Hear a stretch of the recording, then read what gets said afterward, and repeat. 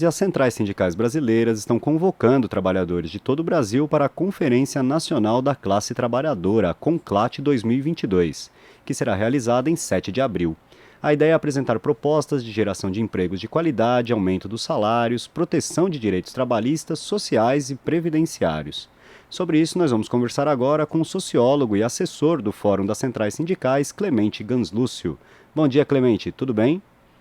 Bom dia, tudo bem? Estamos aqui na luta. Isso aí. Clemente, há 20 anos as centrais sindicais se uniram e auxiliaram na elaboração de políticas de sucesso no governo do presidente Lula, dentre elas a de valorização do salário mínimo. Queria que você nos fizesse um resumo dessa trajetória e explicasse a importância da CONCLAT para a organização dos trabalhadores.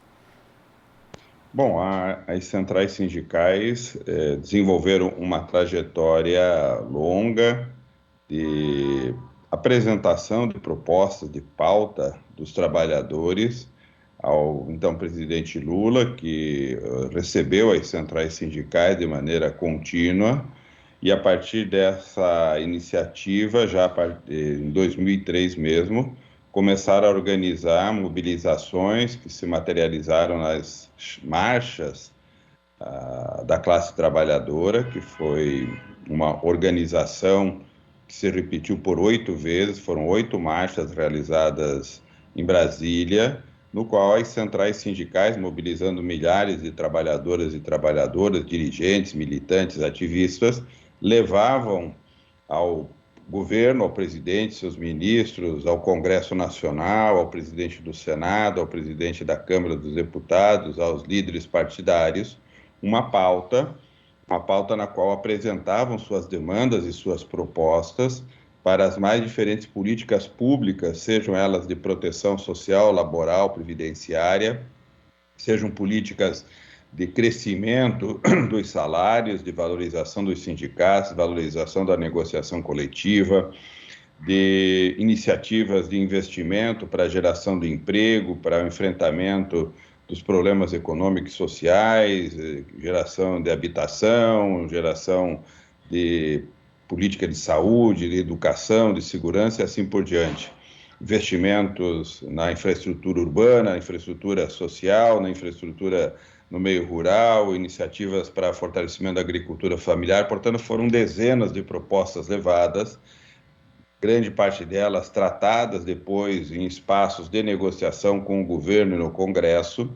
e nessas marchas que foram se sucedendo, foram se ampliando as políticas e as propostas, mas a primeira pauta, talvez a primeira grande pauta que nós colocamos já em 2003, que materializada em 2004 no primeiro acordo com o governo federal, foi o estabelecimento da política de valorização do salário mínimo, política que fez o salário mínimo crescer acima da inflação, aumentar seu poder real de compra. Nesse período de política de valorização que foi encerrado no governo Bolsonaro, o governo Bolsonaro não deu continuidade a essa política de valorização, mas enquanto ela esteve em vigor, o salário mínimo teve um aumento real de mais de 78%, portanto, um crescimento que permitiu com que aumentasse o seu poder de compra. Hoje, se o salário mínimo não fosse objeto dessa política de valorização, o salário mínimo deveria ser inferior a R$ 700, portanto, mais de R$ 500 do atual valor do salário mínimo é decorrente da política de valorização. Isso representa para a economia mais de 300 bilhões de massa salarial por ano, que é injetado na economia e na renda de cada trabalhador e de cada trabalhadora que recebe o salário mínimo. Então, essa pauta foi muito importante por organizar uma ação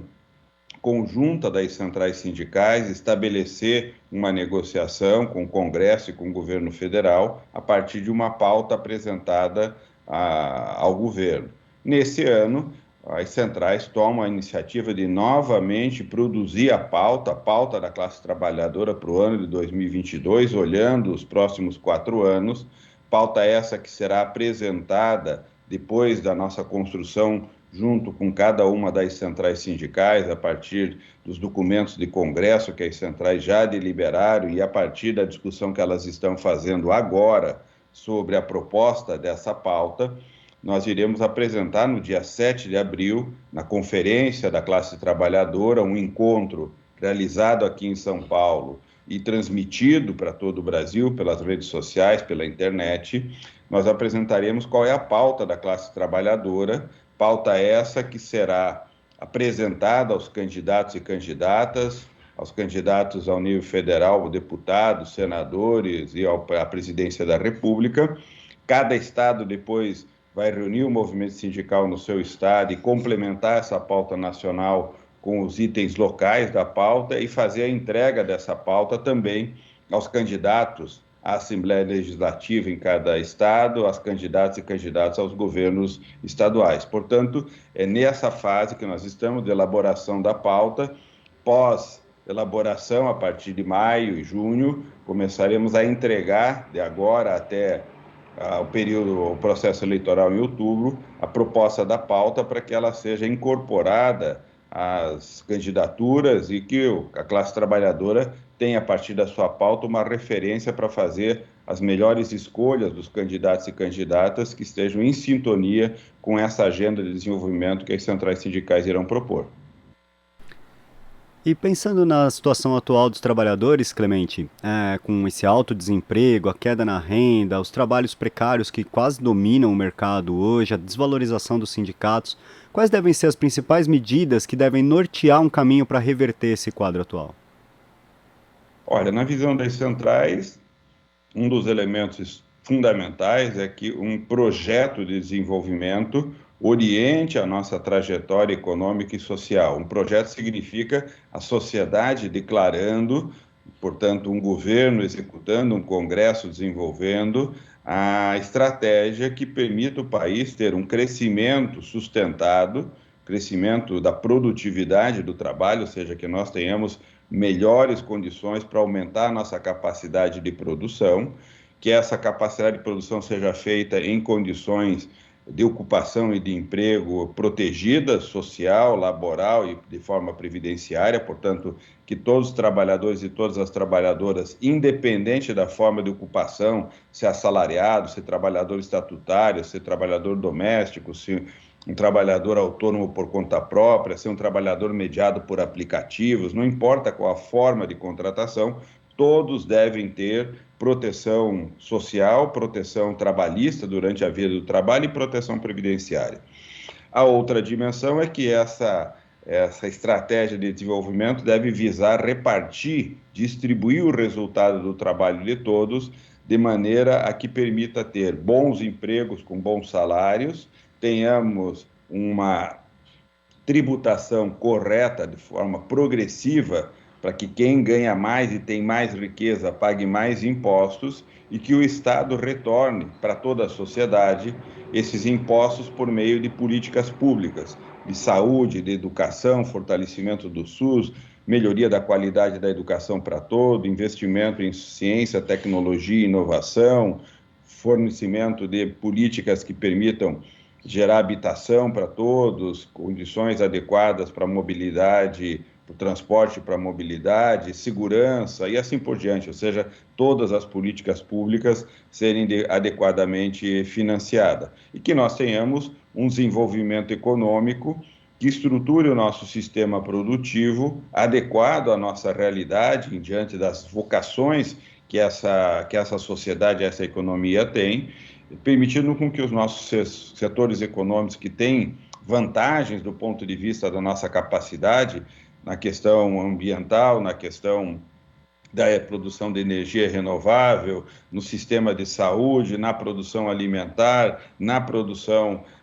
de atividades culturais, na produção de atividades de turismo, hospedagem e hotelaria, ou seja, nós temos várias frentes no país que são frentes que têm grande capacidade de estruturar um sistema produtivo robusto. Temos uma demanda estrutural na economia, na área da construção, portanto, de infraestrutura econômica, nas cidades, no campo, portanto, há muita coisa a ser construída. Tudo isso tem forte impacto sobre o emprego e tudo isso deve estar orientado por uma economia que tem um compromisso forte com a sustentabilidade ambiental, portanto, uma estrutura econômica que está em sintonia com a recuperação e a preservação das diferentes dimensões do meio ambiente, das florestas, das águas, do ar, da mudança climática e assim por diante. Então, essa é a estratégia, uma estratégia que coloque o trabalho no centro, a geração de emprego de qualidade, o crescimento dos salários, as proteções social, previdenciária, trabalhista, em uma economia que cresce, que distribui de forma correta o resultado do trabalho coletivo de toda a sociedade e que tem uma forte sintonia com a sustentabilidade ambiental. Tá certo, Clemente, nós vamos continuar ainda, vamos falar desse assunto muito mais vezes ainda, temos aí muitas coisas para discutir nessa questão dos trabalhadores, né? A gente teve um desmonte muito grande das leis trabalhistas e nada que se prometeu se cumpriu, e agora a gente precisa realmente debater como chegar numa forma de reverter esse quadro e melhorar as condições dos trabalhadores. Eu agradeço muito sua participação aqui no Jornal Brasil Atual de hoje. Um bom dia, um bom final de semana para você. Para você e para todos os ouvintes que nos acompanham, um bom final de semana.